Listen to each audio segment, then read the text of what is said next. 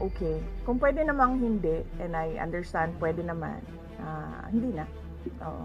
Kasi baka ma-intimidate lang sila lahat sa presence ko doon.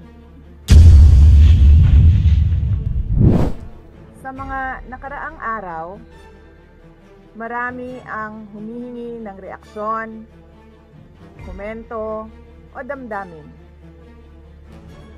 Damdamin ko sa issue ng impeachment na naihain laban sa akin. Sa kabila ng aking mga naging pahayag ukol sa planong impeachment sa mga nakaraan na buwan, ang tanging masasabi ko na lamang sa puntong ito ay God save the Philippines. Bukod dito, nais ko na lang ipaabot ang aking taus-pusong pasasalamat sa mga kababayan na patuloy na nagdarasal, sumusuporta, nagtitiwala, at patuloy na nagmamahal sa akin. Manalig kayo dahil sa taong bayan ang tagumpay. Syukran. I know, right? Braille. 3 questions, no follow-up. Okay. Oh. Ay, ayun ko na. I'm okay. Oo.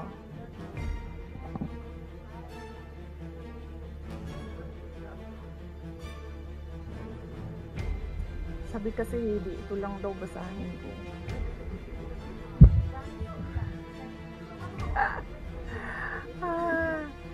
We've already started preparing the moment Franz Castro announced the impeachment plans, which was November of 2023. So November of 2023, there were already lawyers doing their work for the impeachment. So, we leave it to the lawyers. Last question.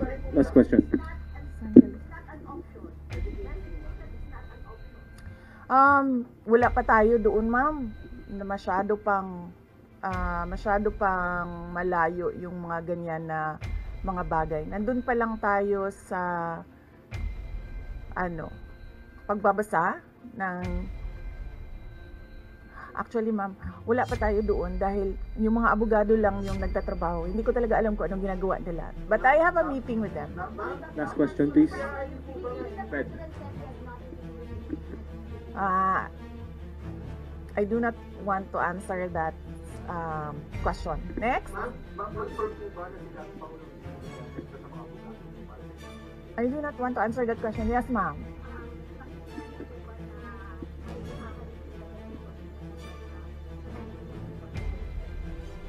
I do not want to answer that question. Last question.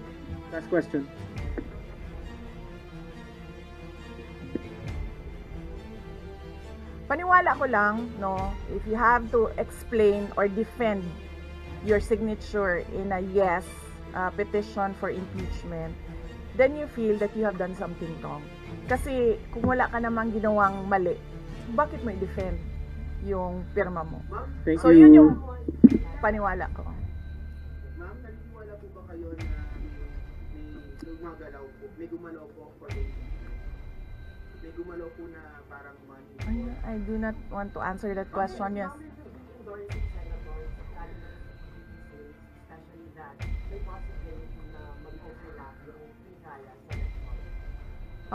Hindi pa namin napapag-usapan kung ano yung gagawin ko for the upcoming campaign and election. Pero nasabi ko na noon na patuloy yung trabaho namin, and isa sa mga trabaho namin ay gusto namin tumulong sa Commission on Elections in voter education, particularly yung wag mo ibenta yung boto mo, wag gumamit ng dahas during campaign and election day, yung mga ganon. Ma'am, paano nyo lang po sa ating mga kababayan na nagagamit po ngayon sa ating bansa?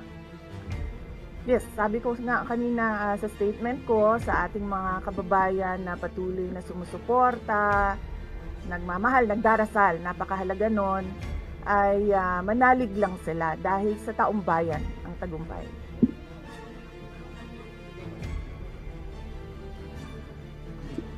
Nanong naa ka diri sa Manila na taga Davao man ka? Thank you, OVP Media. Yes sir.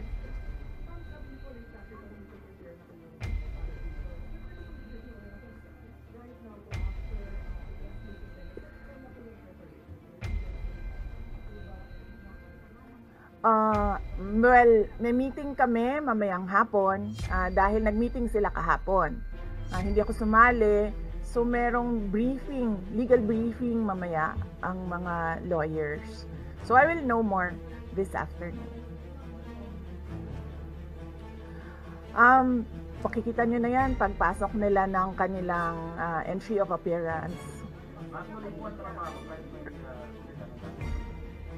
Yes sir, opo. Kakatapos lang po ng planning conference ng Office of the Vice President. So we did it last Tuesday, Wednesday, and Thursday para po sa 2025 and 2026.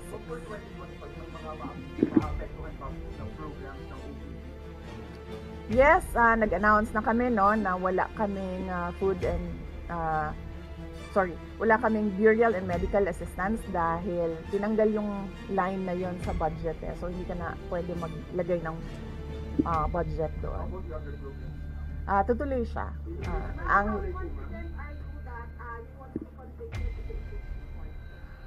Wala pa tayo, masyadong pang malayo yan ma'am.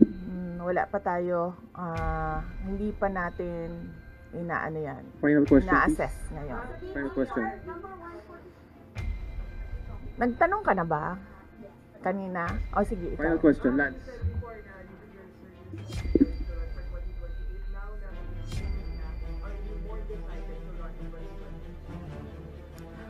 Okay. So wala pa tayo dyan. Wala pa tayo dyan. But, nasabi ko naman 'di ba? Paulit-ulit kung we are seriously considering that, but it's difficult to decide without numbers. So kailangan malaman yung surveys and numbers sa next year pa yun. Oo. Sir, nagtanong ka na? Sir. Kyodo Yes, News, sir. Ron.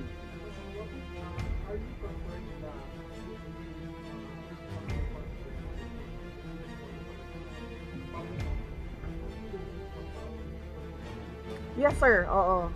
Alam ko po yung penalties ng impeachment and the moment na nag-resign ako sa Department of Education, before ako nag-resign sa Department of Education,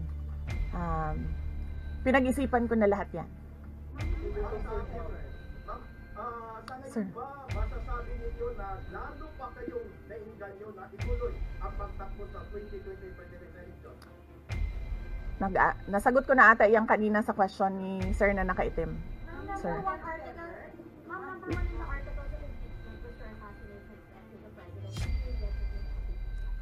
I did not make an assassination threat to the President. Sila lang nagsasabi niyan. Sila lang nagsasabi may assassination. Sila nagsasabi may assassin, may gunman. Next po GDB. Not say that. Wala.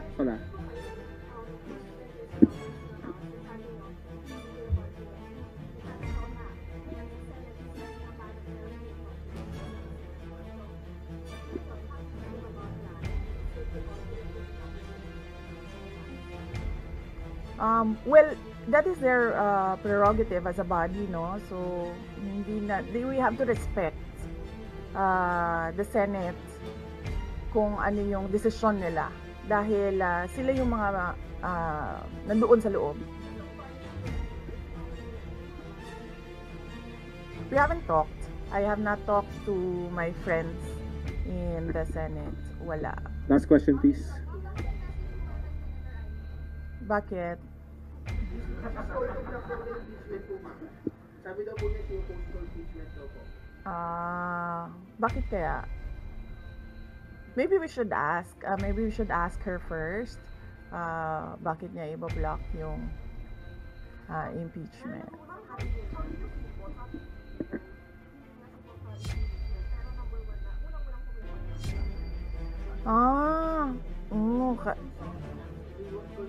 Kasi sabi ito lang daw basahin ko.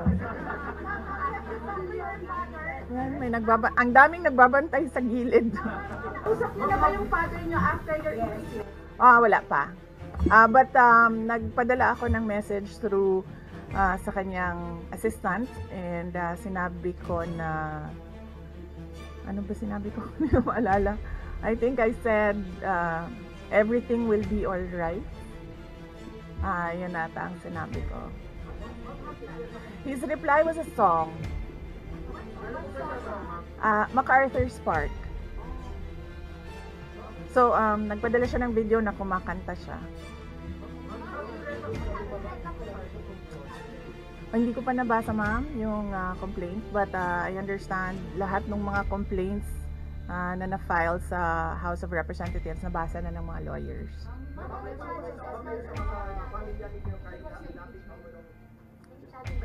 Sandali, Sarah.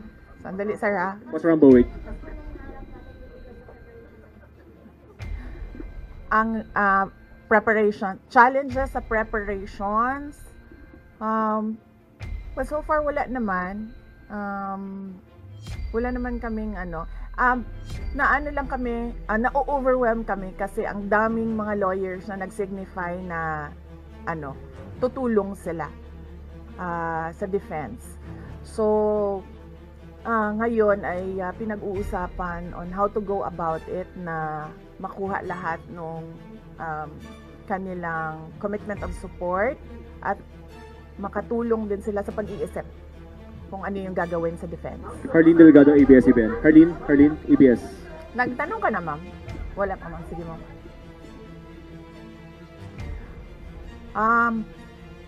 Sabihan ko na lang sila na mag-announce na sila kung gusto na nila mag-announce. Pero yung father niyo kasama pa rin? Kasi sabi niyo before, your father would be helping or... Well, he is welcome. He is a lawyer. So he is welcome to give his advice, input in the defense.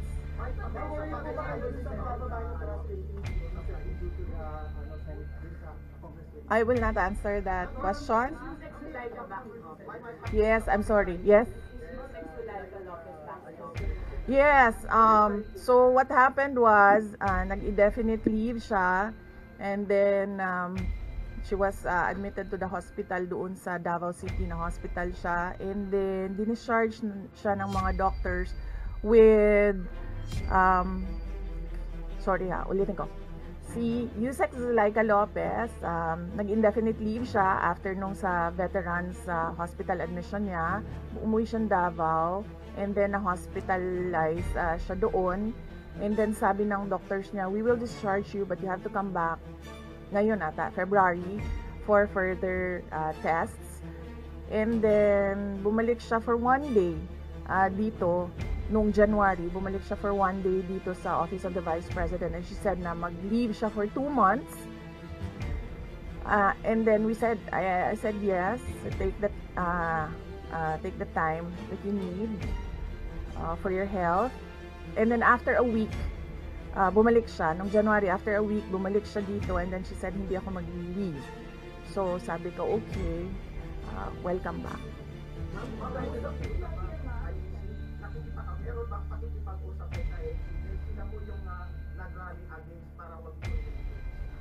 Hindi pa po kami nagkausap ng INC, sir, pero nagpapasalamat po ako sa INC at sa buong sambayanan sa kanilang pananawagan ng kapayapaan. Kamusta po ang staff ng OBC? Nagtanong ka na, sir? Lapasin. Hindi ko masabi yan ngayon, sir. Wala pa kami dyan. Miss Iz. Nagtanong ka na, ma'am, wala pa. Miss Iz.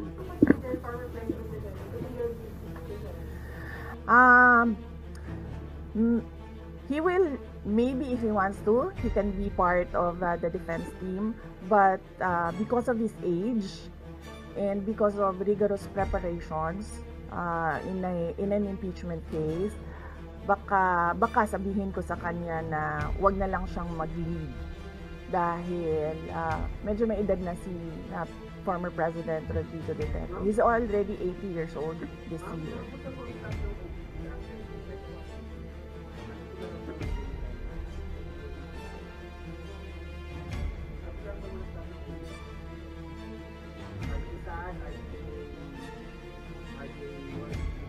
Hindi ko alam nila na pinagtatawanan lang nila ako dito sa gilid kasi hindi daw ako sumunod. Sabi, basahin lang daw talaga ito. Ha? Okay. Kung pwede namang hindi, and I understand, pwede naman. Hindi na. Oo. Kasi baka ma-intimidate lang sila lahat sa presence ko doon.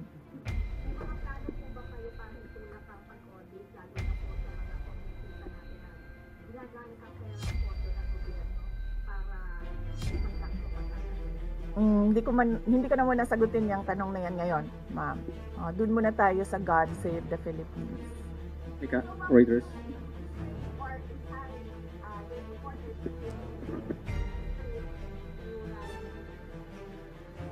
Sa panahon ngayon, ma'am, na sobrang mahal ng presyo ng mga bilihin, lalong-lalo na ng pagkain, sasabihin ko sa mga supporters sa taong bayan na unahin muna nila ang trabaho and negosyo nila kesa sa mag-rally sila sa mga daan. Dahil marami o lahat tayo breadwinners. So merong mga bata or merong mga kapamilya na nagdedepende sa atin. At tayo naman ang social media capital ng buong mundo. Kung gusto talaga nilang magsalita at tumulong, doon na lang sila sa social media kung saan nakakatrabaho pa rin sila. Pero nagagawa nila kung ano yung nararamdaman nila na gusto nilang gawin. At yun ay magsalita at marinig sila ng taong bayan at ng mundo. Mika Flores, Reuters.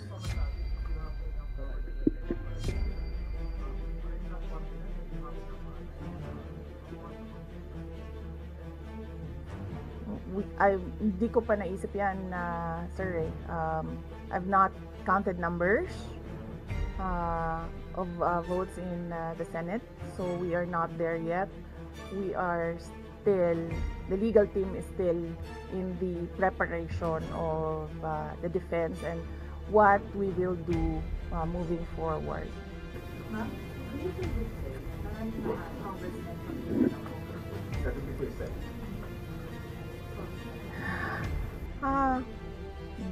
Do I feel betrayed? Actually, ma'am, wala akong feelings. Wala akong feelings about it. Kasi, kung napapansin nyo, wala naman kasi talaga akong barkada na politiko. I don't join their circles. But we are friends. Yes. But kung ninong at ninang lang ng mga anak, walang ninong at ninang na politiko ang mga anak ko. Oo. Maliban kay Stonefish, dahil nandoon si former President Erap Estrada. So, I don't move in the circle of politicians. Kaibigan, yes. But to say that meron akong close relationship, personal relationship with them, wala naman. Kaya siguro ganyan din siguro kadali sa kanila ang magdesisyon about the impeachment, kasi wala naman talagang something that is worthwhile sa aming pagiging magkaibigan. Last question, Jason.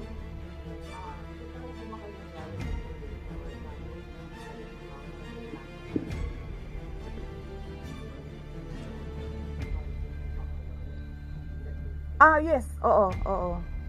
Si JC. Si JC. Hindi siya natulog. Sabi ko sa kanya, matulog ka na JC kasi ang mangyayari ay mangyayari kaya sera-sera. Diba?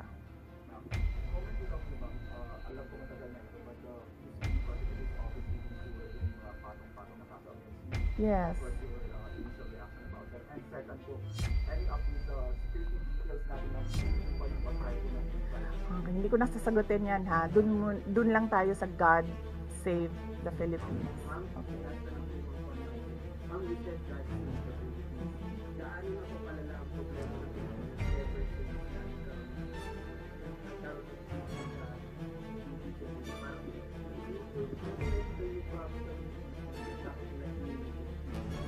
Gaano kalala ang Pilipinas na pag-iwanan na tayo ng panahon at ng ating mga kapitbahay dito sa region at napag-iwanan na tayo ng mundo. Malala siya since na nagkaroon ako ng understanding.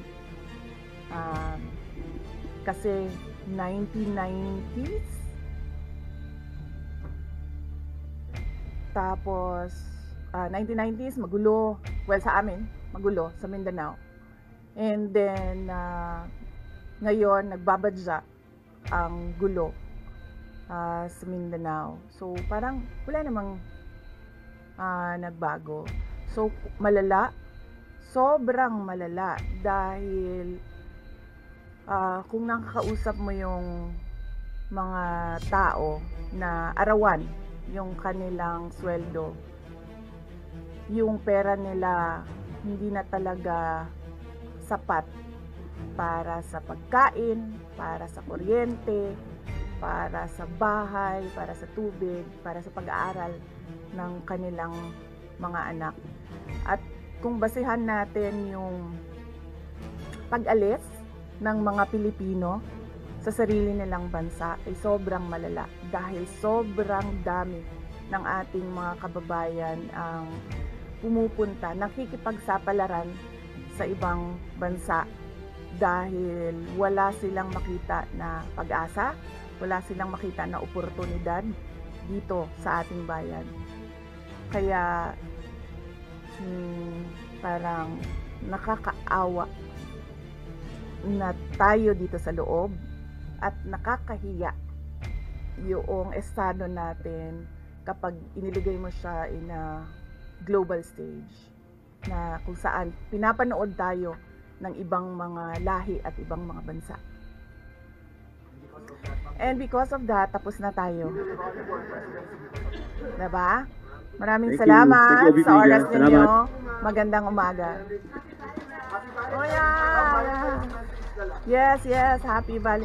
Oh, basing on the palakpak ng mga kasamahan ko sa Office of the Vice President, okay naman sila.